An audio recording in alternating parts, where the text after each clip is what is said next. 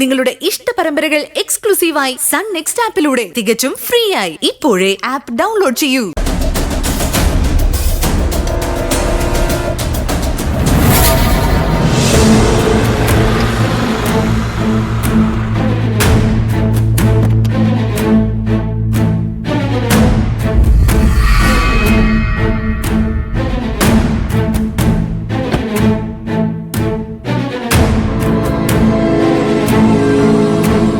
എന്താ അത്യാവശ്യമായിട്ട് കാണണമെന്ന് പറഞ്ഞത്?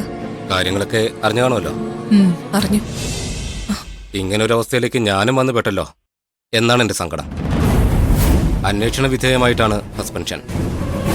ഇനി അതൊരു ഡിസ്മിസലായി തീരാൻ ഏറെ കാലതാമസമൊന്നും വരില്ല. ഇങ്ങനെ നെഗറ്റീവായിട്ട് ചിന്തിച്ചുകൊണ്ടിരിക്കാതെ സസ്പെൻഷൻ പിൻവലിക്കാനുള്ള മാർഗങ്ങൾ എന്താന്ന് വെച്ചാ അത് ചെയ്യാൻ നോക്ക്. ഞാൻ ചെയ്ത കൂടുതൽ കുറ്റങ്ങൾ എന്തൊക്കെയാണെന്ന് ഡിപ്പാർട്ട്മെന്റൽ അന്വേഷണം നടക്കുകയാണ്. കൂടുതൽ എന്തെങ്കിലുമൊക്കെ അവർ കണ്ടെത്തി റിപ്പോർട്ട് ചെയ്താൽ ഞാൻ പേടിച്ചത് തന്നെ സംഭവിക്കും. കൂടുതൽ എന്താണ് അവർക്ക് കണ്ടെത്താനുള്ളത്? എന്താണ് അവർക്ക് കണ്ടെത്താൻ പാടില്ലാത്തതായിട്ടുള്ളത്? ഒന്നുമില്ലെങ്കിലും ഉണ്ടെന്നവർ കണ്ടെത്തിയാൽ തീർന്നില്ലേ? ഈ അന്വേഷണം നടത്തുന്നവരെ കാണേണ്ടതുപോലെ കണ്ടാ മതി. അങ്ങനെ ഒരു റിപ്പോർട്ട് ഉണ്ടാവില്ല. അങ്ങനെ ഒരു കാര്യവുമായിട്ട് അവരുടെ അരികിൽ പോലും ചെല്ലാൻ പറ്റില്ല. അവരുടെ ട്രാക്ക് റെക്കോർഡ് അറിഞ്ഞാൽ ഞെട്ടും. എനിക്ക് സസ്പെൻഷൻ കിട്ടിയതിന് ഒരു നിമിത്തമായത് ദിയയാണ്.